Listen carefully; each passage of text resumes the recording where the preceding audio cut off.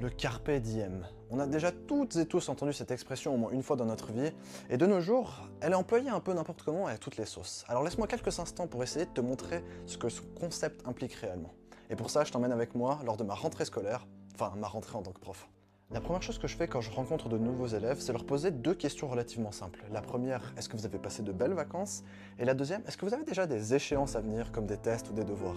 Et très souvent, la réponse à ces deux questions est la même, à savoir oui. Je leur explique alors que d'une certaine façon, leur personne est quelque peu divisée, ou alors plutôt tiraillée entre deux extrêmes. D'un côté, on a le souvenir des vacances, avec ce sentiment de liberté, et d'un autre, on a cette avalanche de tests et de devoirs qui nous arrivent dessus. Et du coup, on a parfois tendance à oublier quelque chose de fondamental qui nous file sous le nez, à savoir la magie du moment présent, le fameux carpe diem.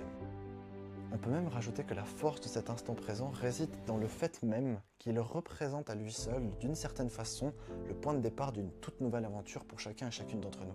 La vie est beaucoup trop courte pour rester coincé dans le passé ou se perdre dans les méandres d'un avenir incertain. Alors si je n'ai qu'un seul conseil à donner à toutes les personnes qui passeront par là, élèves ou non d'ailleurs, en cette période de rentrée scolaire, c'est vraiment le suivant. Seize the day, people, and make your lives extraordinary.